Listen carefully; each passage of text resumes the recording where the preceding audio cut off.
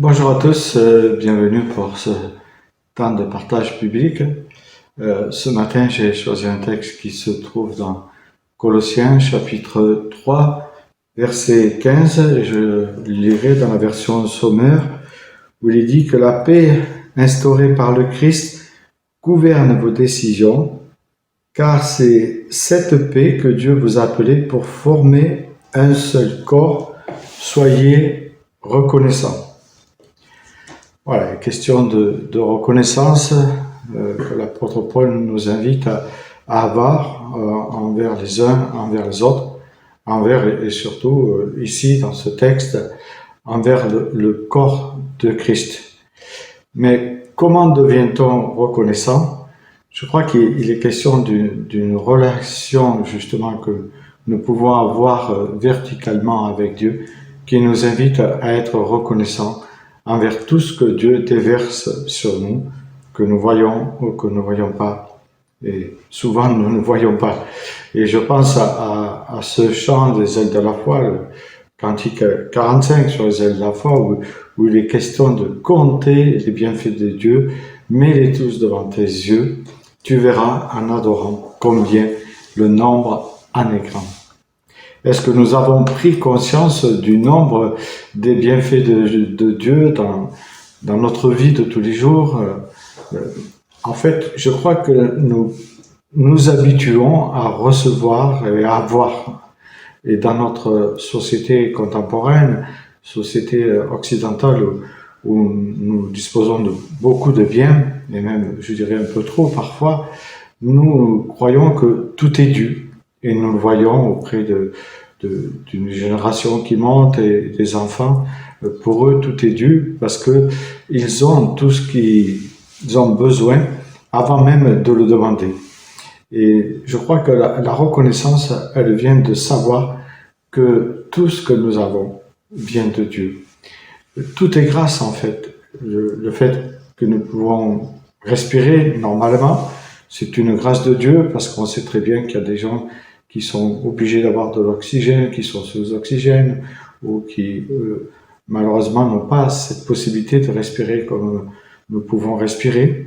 Et nous avons la possibilité de manger à notre faim, même si on sait que aujourd'hui la vie augmente, mais quand même, nous voyons que nous avons énormément de choses à notre disposition, et toutes ces choses, elles sont dues à Dieu qui nous permet de les avoir.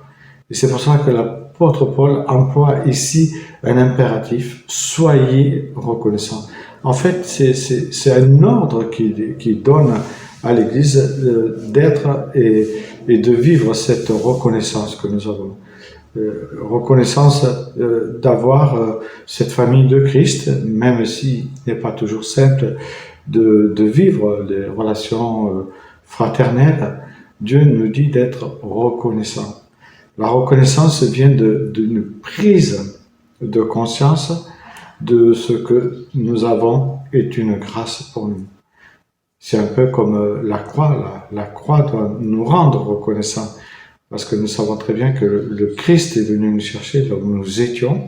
Alors on peut être très loin de lui ou loin de lui, mais en tout cas il est toujours venu nous chercher.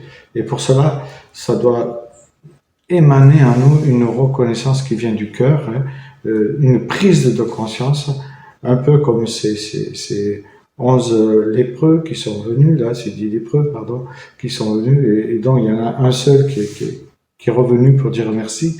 Et en fait, c'est ça la reconnaissance, c'est prendre conscience de l'état dans lequel nous étions avant, et de comprendre qu'aujourd'hui nous sommes dans l'état du maintenant, du pas encore, c'est-à-dire Dieu nous a donné la vie éternelle et nous avons un pied dans la vie éternelle, mais nous allons avoir accès à cette vie éternelle dans peu de temps, parce que nous ne savons pas combien de temps nous pouvons rester.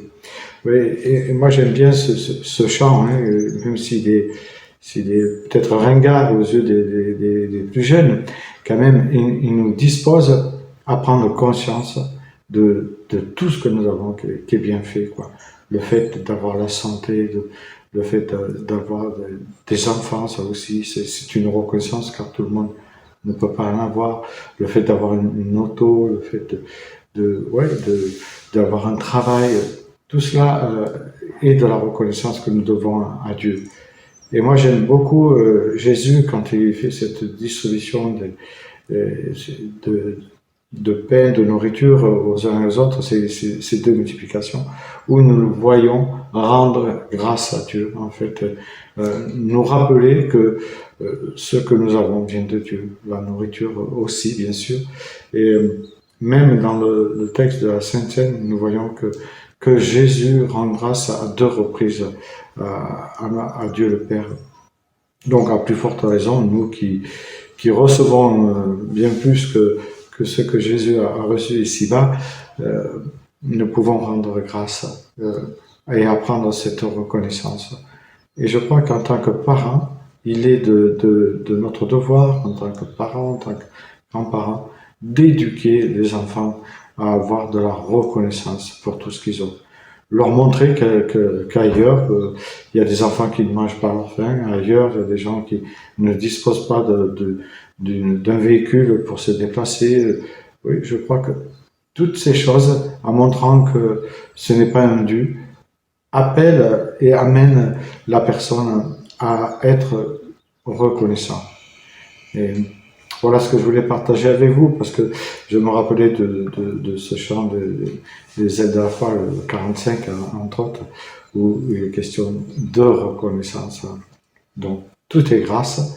Sachons rendre grâce à Dieu comme il se doit, car il nous a sauvés de l'enfer pour nous amener dans la vie éternelle. Oui, chaque fois que nous prions, n'oublions pas de rendre grâce, c'est important. Nous savons prier, nous savons qui demander, nous savons supplier à Dieu, mais vous remarquerez dans l'Écriture combien la reconnaissance dans la prière prend une place. Alors, osons nous aussi être reconnaissants et comprenons que tout vient de Dieu. Je vous souhaite une bonne journée.